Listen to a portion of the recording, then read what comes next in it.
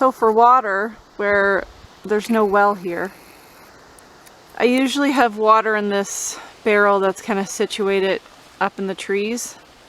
And it's up there for a reason, because it's kind of a gravity-fed system. To take this hose and put it into here, which is the water input. So when there is water and the hose is in there,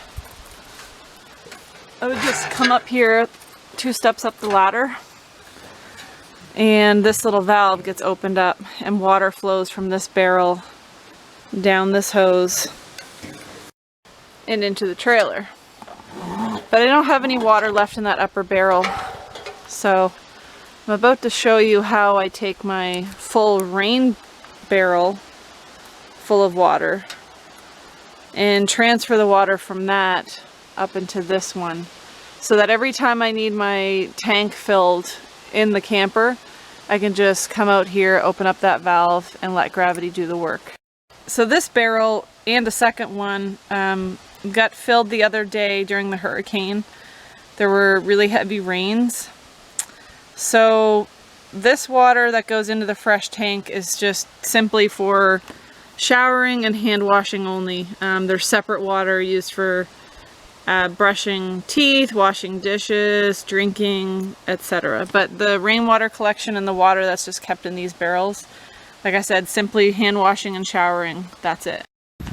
So this handy dandy thing with the clips is a 12-volt pump, transfer pump. So the barrel's full to the brim with rainwater. Don't mind the debris on the outside. It's just on the outside.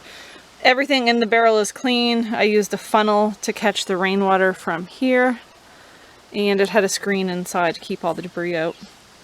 So I'm about to show you how I set up this 12-volt transfer pump and transfer the water up there. So I'm going to need to put a shorter hose in the barrel, which I have right here. It's only so long. That's going to go inside, and it's going to get screwed into this side of the transfer pump.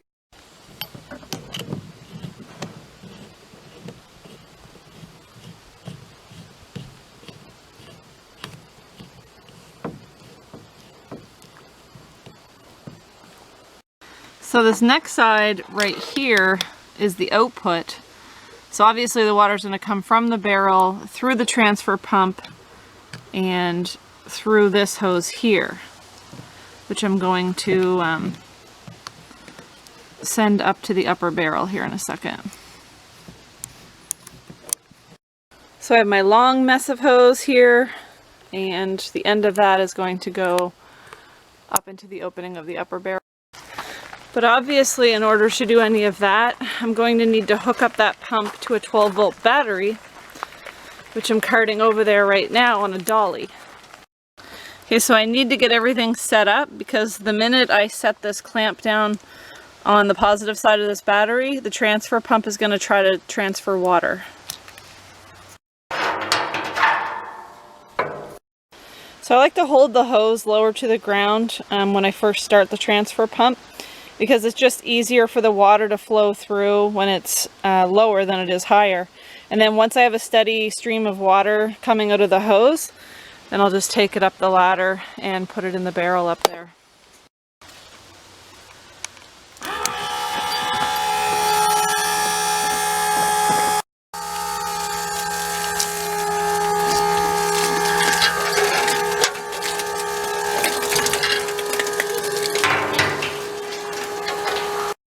Then to hold it here, I'm just going to put this up over the ladder. You can see steady stream of water going in here. Yeah, now it's a waiting game. I'm putting water from that barrel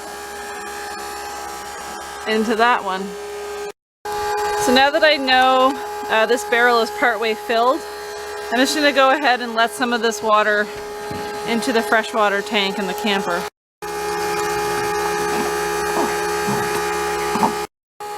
And as I'm filling it up, I can check on the level through this hatch that goes directly under the bed. So you can see, well, kind of, my flashlight's a little bright, but my pump and everything is underneath of here. But also the tank is under here too, so I can check on the level right here. So you can see it's almost half full. So I'm going to fill that up the whole way. So there we go, the fresh tank is almost full. So now I'm going to go shut off the valve that's allowing the water to enter into this fresh tank.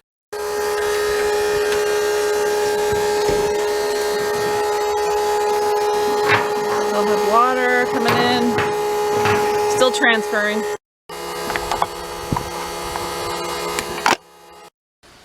So I ran out of water in the other rain barrel when I was filling the upper, well, the gravity tank, I guess you could call it, because I also had to fill up the onboard tank as well.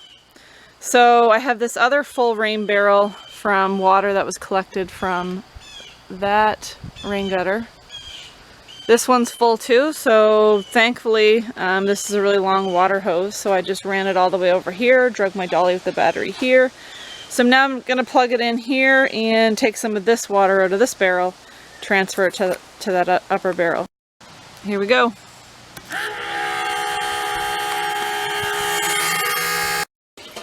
Back in action. Now that this barrel is empty, because I've transferred all the water out of it, I just went ahead and put the funnel back in here to collect rainwater again. So that's it. The upper barrel is completely topped up and filled with water. So now we're good for a while. There's still some water left in this barrel over here. It didn't actually take a whole lot out of this one to fill the upper barrel. So that's good. Now next time there needs to be a fill up, I can take some of the water that's left in this and put it back up there, and the cycle starts all over again. Excuse the mess, there's a lot going on. But yeah, that's just basically a little snippet to show you how to get water from the rain barrels to the upper barrels as a gravity fed system, to easily put water into the fresh tank in the camper. I think the fresh tank, when it's full, gives you about 4 showers. That's if, you know, you're conserving as much as you can. That's 4 comfortable showers. Obviously, I don't, you know, not going to use as little as of water as possible, because you still want to enjoy your shower somewhat. So anyway, 4 comfortable showers is what the onboard tank really gives.